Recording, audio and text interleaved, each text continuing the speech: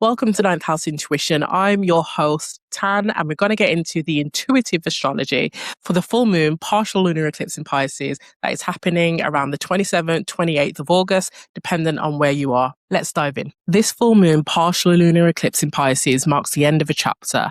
It's asking us to look honestly at what's been unfolding beneath the surface, what we've learned, and what we simply cannot carry forward in the same way anymore. For a lot of you, this isn't about one situation ending. It's an old way of understanding yourself coming to an end, a belief, an identity, a coping mechanism, a version of security that once made sense. It no longer matches who you've become. And that's a strange place that we've been sitting in. We know that something has shifted, or we can feel that something has shifted, but the next chapter doesn't feel solid enough to step into yet, or we can't see it. It's just out of sight.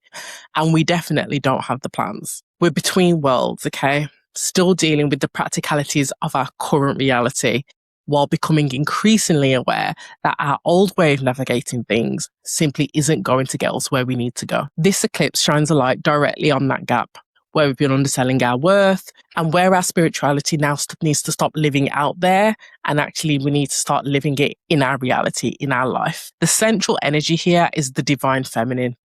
And whatever your gender or sex, all that means is receptivity, collaboration, intuition, and our capacity to receive. There's a bigger awakening happening around the belief that progress has to come through pushing or forcing or doing it all alone. So many of us are used to operating independently that receiving support actually feels more uncomfortable than the struggle does. We know how to keep going. We know how to hold it all together, but we don't always know how to stop long enough to hear what we actually need to hear.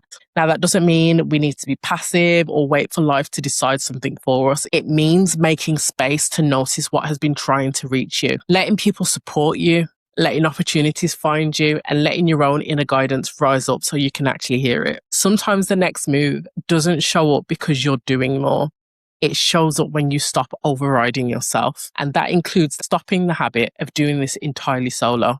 I know that isolation can feel very protective when life changes underneath you, when the ground starts to move. And it's easier to withdraw because explaining the shift feels exhausting, or because you're surrounded by people who relate to an old version of you. And so you're not in the same chapters. You're probably not even in the same book. But this eclipse is asking you to know the difference, okay? And to get discerning about who actually has a seat at your table now. So what you believe you're worthy of decides what you actually let in, okay? Sit with that for a moment. What you believe you're worthy of decides what you let in. So do you actually believe you're allowed to receive the life, the love, the job, the career, the money, the relationship, the stability that you keep asking for? Because you can want something so bad, consciously want it, and still be sabotaging it automatically, like without even thinking. You can say you're ready for a new beginning while quietly organizing every choice around an old version of you or an old wound that you're not aware of. You can ask for change and then reject every opportunity that would require you to see yourself differently. Now, maybe you've been confusing humility with making yourself smaller, and maybe you're so used to proving your worth that you don't know how to receive without overworking, over-explaining, or doing more than what anybody has even asked you to do. But the key is not to get performative, okay? Not to be super egoic about it. It's more about knowing quietly with an unshakable resonance and truth that you are good enough, that you deserve what you have asked for, what you have worked for. And that certainty is what changes what you negotiate, how you negotiate, what you walk away from, what you accept, and what you stop feeling responsible for saving.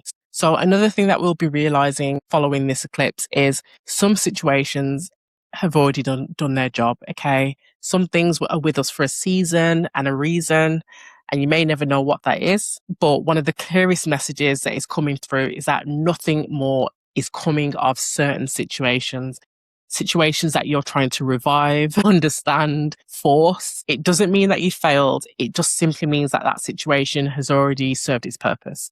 It showed you what you needed to see. It surfaced a pattern. Its job was to redirect you, not to stay with you, and it's done it. So you may find yourself at a crossroads as a result. And it's tempting to treat every closed door like a puzzle to solve. But replaying the conversation, the decision, the relationship, hunting for a version where it turns out differently or it finally works or it finally fits, it's just not going to happen. You're a different person now, okay? Your perspectives and philosophies have changed, and that is something key that is coming up over this eclipse period. Sometimes more effort gets you clarity, but sometimes it just keeps you attached to an old version of yourself, to an old story, and keeps you stuck. The real protection here is recognizing when nothing more is required of you. A dead end can actually save you from going further in the wrong direction. An unanswered question can eventually free you from building your future on somebody else's explanation. So stop measuring every ending by what it failed to become, and start asking what it clarified for you, what it interrupted, and what it's actually making room for now. There is definitely lighter energy on the way, guys, and it's starting to emerge underneath all this release that we're doing. So after a stretch that's felt burdensome, heavy, restricted, or just really serious, there's finally room for movement, for flow, adventure, and possibility. That doesn't mean betting everything on the first thing it offers release, guys. Okay, there is a real difference between an aligned risk and a desperate one. The invitation is actually to stay available. Okay, it's that ability to receive that divine feminine energy. Stay available, be adventurous, explore, swap ideas with people, test out your new philosophies, your self-beliefs, your new mindsets. Meet people outside your usual circle in order to do that. Question the philosophies that have been running your life until now. And let yourself consider that the future might not arrive in the shape that you had originally planned for it. If you're at a crossroads, your job isn't to map out every detail of the road ahead. It's to get clear enough on your values that you'll recognize the right road the second it shows up. What do you actually believe now? And what matters to you now? Your answers might be completely different from a year ago. And that is proof that you have grown and that you've adopted new mindsets, new philosophies, and new beliefs. This full moon eclipse falls in Pisces on the Virgo Pisces North and South Node axis. It is the last one of that cycle, as we have now moved into a new cycle with the North Node in Aquarius and the South Node in Leo. But nonetheless, it's still very important, and it's really highlighting the delicate balance between Virgo and Pisces. You know, Pisces is intuition, it's surrender, it's imagination, it's the unseen. And Virgo is very tangible, very detail orientated, very focused, and very responsible, has more of a practical application. So together, what these signs have asked you to do over this time, and what it's really wrapping up, is that they are asking you to stop treating spirituality as an abstract thing, okay? Treating it differently to practicality, treating it as if they are complete opposites. We're bringing it together now. We are putting into form all the lessons that we have learned with the North Node moving through Pisces. Knowing your life is changing is one thing, but actually changing the things in your life to reflect that, you know, establishing boundaries, changing habits, changing the types of conversations that you're having, that's the part that counts. So if you spent months understanding the Pisces impact and lessons, but nothing in your actual life has changed, ask yourself why. It might be that you've been waiting for total certainty that was never going to arrive, hoping that a situation will make the decision for you, or using spiritual language to bypass the practical truth. Actually, surrender doesn't mean checking out of your own life, waiting on the sidelines and waiting for things to happen. Trust doesn't mean ignoring details. Intuition still needs discernment, and dreams still need decisions. Whatever practical step that you've been putting off, avoiding the conversation, the appointment, or looking at the numbers, admitting that the current setup of something is just not sustainable,